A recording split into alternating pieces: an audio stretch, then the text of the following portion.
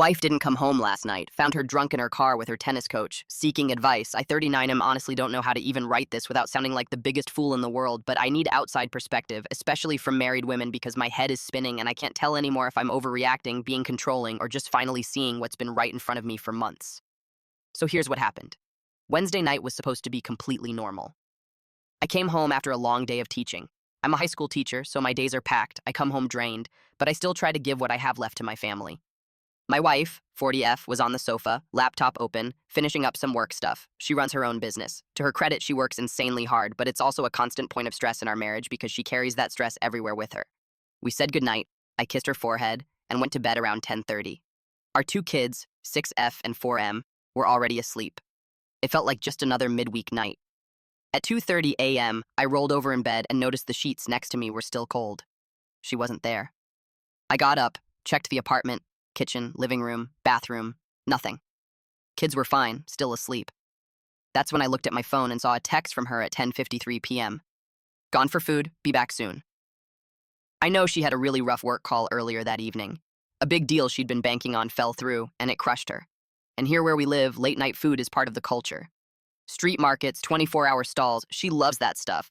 So at first I thought, okay, she went to clear her head, grab some food, maybe have a couple of beers. It was late, sure, but I let it slide. I figured she needed some space, and if I pushed, it would just cause a fight. But when I woke up again at 5:30 a.m. and she still wasn't home, that's when my stomach dropped. I checked to find my iPhone. Her location wasn't at a food market anymore. It was at a police station. I called her phone. No answer. Tried again. Nothing.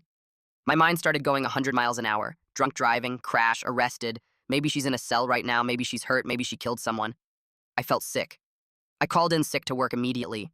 Couldn't focus on a single thing. Got the kids up, got them dressed, dropped them off at their separate schools by taxi because she had taken our car. I was running on pure adrenaline. By 8:30 a.m., I arrived at the police station, and what I saw is going to haunt me. Her car wasn't in the police impound or parked in some official lot. It was just sitting in a public lot nearby, engine running, windows fogged up, her phone pinged right there. I walked up and looked inside. In the driver's seat, a young, disheveled guy, maybe 21, half asleep. My heart went ice cold. And in the back seat, sprawled out, covered in vomit, my wife, completely hammered. I banged on the window until he jolted awake. He rolled it down, bleary-eyed, looking like a kid caught red-handed. I demanded, "Who the hell are you? What are you doing with my wife?" He stammered something about knowing her from the tennis club. Then he just sort of slunk away, walked off like a guilty teenager sneaking out after curfew, left me standing there with my unconscious, vomit-covered wife. I got her out, put her in the passenger seat, and drove her home. She was groggy, apologizing over and over, saying she was sorry for getting drunk, sorry for making me miss work, sorry for forgetting about the kids. She looked wrecked. And here's the thing, this wasn't some total stranger. I recognized him. He's her tennis coach, 21 years old, single, athletic, charming in that carefree way young guys are, and for months now I've noticed her texting him, a lot. Every husband knows the stereotype. Tennis coaches, personal trainers, mentors. They worm their way in, play confidant, and before you know it, you're the dumb husband who didn't see it coming. I tried to be open-minded.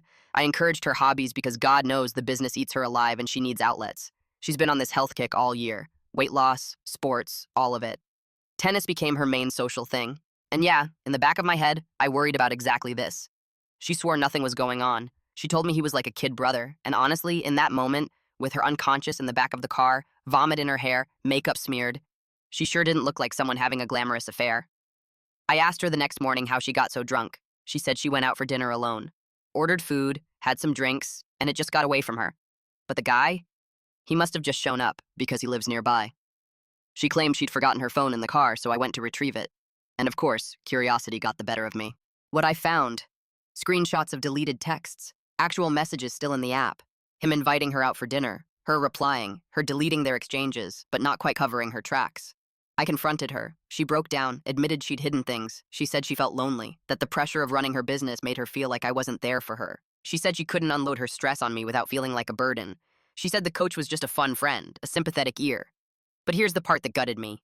She admitted this wasn't the first time. The week before, she had gone on what she called a research trip to check out some new food and beverage installations in town. She met up with him secretly. She swore nothing happened beyond talking. She swore she just liked the attention. She said he was just someone who listened. I don't buy it. I told her flat out, this is shady as hell. This is the start of an emotional affair at best, and God knows what else. She apologized, promised to stop, but immediately pivoted to, "But you don't support me. You abandoned me with the business. You don't understand how lonely I am." She suggested a compromise. She'd never meet him alone again. I could even come to lessons if I wanted, but she'd already prepaid $2,000 for advanced lessons at the club, and she'd be embarrassed to switch coaches. I mulled it over, but the more I thought, the angrier I got. I told her, "No. This guy has to go. No lessons, no messaging, no contact. Period. I refuse to be the suspicious husband policing your phone every night. I want peace in my own home." She did not take that well. She accused me of being controlling, of not letting her have her own friends. I told her, "Fine, call your friends, ask them what they think. Ask them if it's reasonable to keep a 21-year-old friend around after he's already crossed these boundaries, after you've already hidden dinners and deleted texts, because I know what they'll say." And now here I am, typing this out at stupid o'clock in the morning, feeling like a complete idiot, wondering if I've already lost my wife to some kid with a six-pack and free evenings, wondering if I'm the controlling jerk she paints me as, or just the only sane person left in this marriage. Reddit, I need advice, especially from women. Where are the boundaries here? Am I overreacting, or am I about to be the next guy whose wife swears nothing happened until the divorce papers and child custody hearings prove otherwise? Update 1.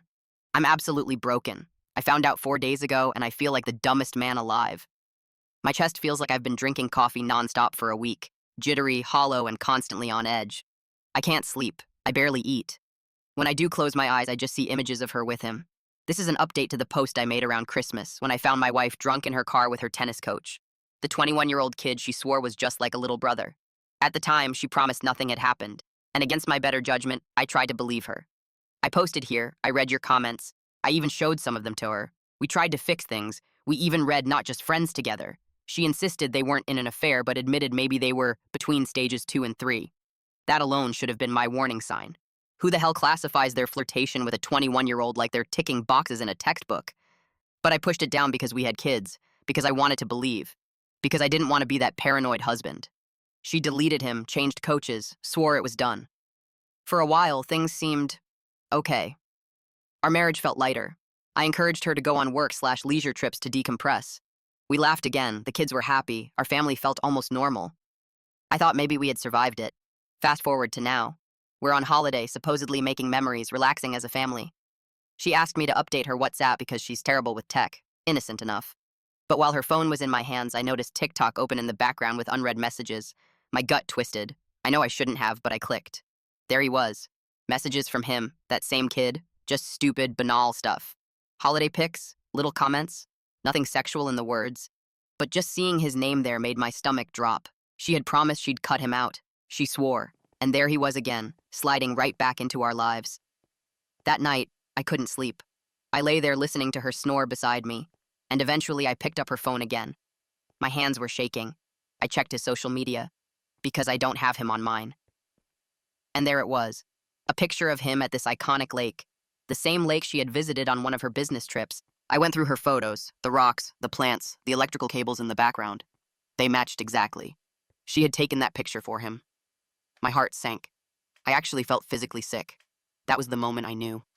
My gut had been screaming for months, and there it was in black and white. I couldn't keep it in anymore. The next day, I wrote her a letter. I told her I knew about her and the coach. I told her I would step aside, and she could be with him if that's what she wanted.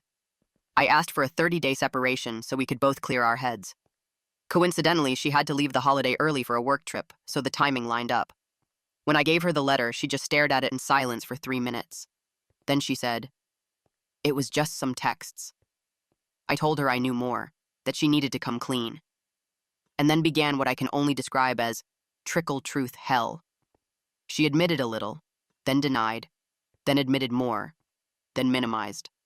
No Darvo this time, no blaming me outright, no trying to make herself the victim. Just this excruciating slow leak of confessions over 24 hours. I kept my cards close. I didn't tell her how much I'd seen or how I knew. I just kept pressing. And piece by piece, the truth tumbled out. According to her, yes, she really did just have dinner with him and get too drunk that Christmas night, but she didn't cut him out like she promised. In May, when her new, different tennis coach was sick, the boss paired her back up with him. She didn't say no. They started talking again. Then they had a few dates. She used that word, dates, not lessons, not friendly meetups. dates. And then they kissed. I was already shaking, but I kept my mouth shut. On her trip to the lake, she claimed she was bored. He semi-invited himself, which, let's be real, is just code for she wanted him there. And yes, they slept together that night. I asked, was it a one-time mistake? She said no. She admitted she bought him a plane ticket for another trip, paid for it herself. And yes, they had sex again. She sat there telling me it wasn't about him, that he's just a kid who listens to me, that it's all on me, not him. And maybe that's true in some twisted way, but who cares? Whether she wanted him for his body or his listening ear, she still betrayed me. She still lied to my face for months, deleted texts, gaslit me into thinking I was paranoid. Now she's desperate for reconciliation. She's crying, begging, promising therapy, saying she'll do anything. She even said she'd give me a hall pass if that's what it takes. But here's where I'm stuck.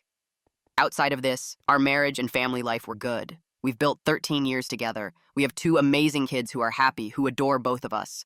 She's not some monster. She's a loving mom, a competent businesswoman, a woman I've loved most of my adult life. She's also deeply selfish and apparently incapable of taking full responsibility for her choices. And I don't know if therapy can fix that. For now, we're separated. The kids don't know what's going on. I feel like my chest is caving in every time I look at them, wondering if I've just watched their family unit implode because of her decisions. And yet, as twisted as this sounds, when she finally admitted it all, I felt this insane wave of relief. Warm, satisfying relief. Because I wasn't crazy. I wasn't paranoid. My gut had been screaming for a year, and I was right. She gaslit me for months, but the truth is on my side. Of course, that relief was short-lived, because right after comes the crushing realization. I may have wasted 13 years of my life on someone who could blow it all up for some fling with a 21-year-old kid. And worse, my children's lives may never be the same because their mom couldn't resist the validation of someone barely old enough to rent a car. So here I am, broken, angry, number. I don't even know what I'm asking anymore. Advice, reassurance, horror stories, success stories. All I know is, trust your gut. Check the phone in the middle of the night. Don't reveal how much you know if you want the truth to trickle out. Because otherwise you'll be stuck in limbo wondering while she rewrites history to make herself look better. And I refuse to be the fool who lets that happen again. Final update. It's been weeks since my last post, and I've been sitting on whether to even write this because every time I start typing, it feels like reopening a wound. But I know some of you followed my story from the beginning. From the night I found my wife passed out drunk in a car with her tennis coach, to the TikTok discovery, to the trickle truth nightmare where she finally admitted the affair. So here's the final update. The separation started off almost civilized. I asked for 30 days, she agreed. She left for her work trip right after the holiday, and we barely texted except about the kids. The silence was deafening. The house felt huge, empty, like the walls were waiting for me to scream into them. I'll be honest, the first week I felt strong. Like, okay, I've got the truth. I'm not crazy. I've laid down boundaries. I even went out with colleagues, had beers, tried to laugh. But by the second week, the loneliness hit like a train. I missed her. Not the liar, not the woman who deleted texts and bought plane tickets for her 21-year-old fling. I missed my wife. The woman I thought she was. The woman who made pancakes with the kids on Saturdays.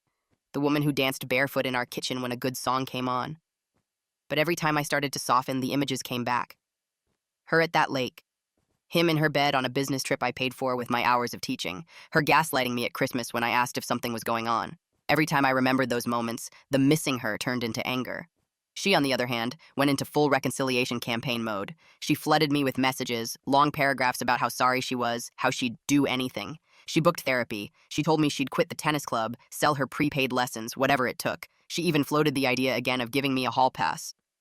She said she'd accept open marriage rules if that's what I needed to forgive her.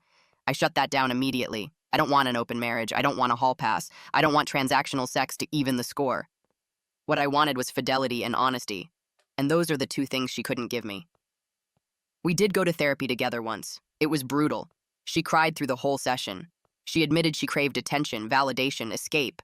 She said she didn't go looking for an affair. But when it fell into her lap, she didn't stop it. The therapist asked her if she loved him. She said no. The therapist asked her why she paid for plane tickets, why she risked our marriage, why she lied for months. She said she didn't know. That answer nearly broke me. Because if you don't even know why you blew up your family, how can I ever trust it won't happen again? My friends have been blunt. She cheated more than once and lied for a year. You're done. My parents were devastated. My mom told me she suspected something was wrong for months because every time she visited, my wife seemed distracted, glued to her phone. My dad just shook his head and said, "She threw away gold for pennies." Her family? That's been a circus. Her sister actually had the audacity to tell me I should be more understanding because marriage is long and everyone makes mistakes. I told her, sleeping with your 21-year-old tennis coach isn't a mistake, it's a choice. Her parents are mortified. Her dad won't even look me in the eye. The kids don't know the full story, obviously. They just know mommy and daddy are taking space. My daughter asked me one night why mommy doesn't sleep here anymore, and I had to swallow a lump in my throat so hard it hurt.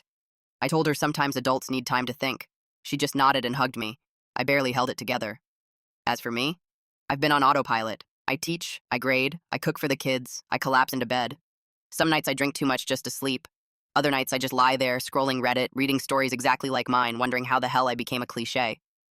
But here's the thing I need to say. I'm done. I told her this week that I'm filing for divorce. It wasn't a big dramatic fight. No screaming, no plates thrown. Just me, sitting across from her at the dining table saying the words, "I can't do this anymore." She cried. She begged. She said she'll never forgive herself if our family breaks up. She promised again that it's over with him, that it meant nothing.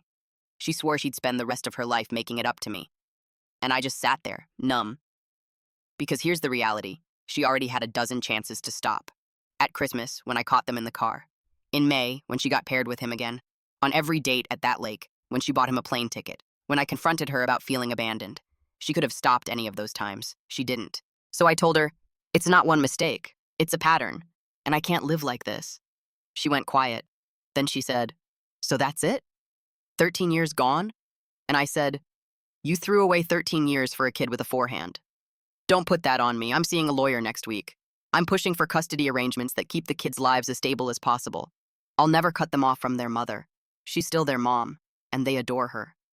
But I refuse to let her selfishness dictate the rest of my life. Do I still love her? Yes. God help me, yes. I probably always will in some way. She's the mother of my children. She's been my partner for more than a decade. You don't just flip a switch and stop loving someone. But love isn't enough when trust is gone. And trust isn't just gone, it's obliterated. To the people who told me in my first post to trust my gut, thank you. To the people who said deleted texts are a smoking gun, you were right. To the people who warned me about trickle truth, you nailed it. I wish I'd listened sooner.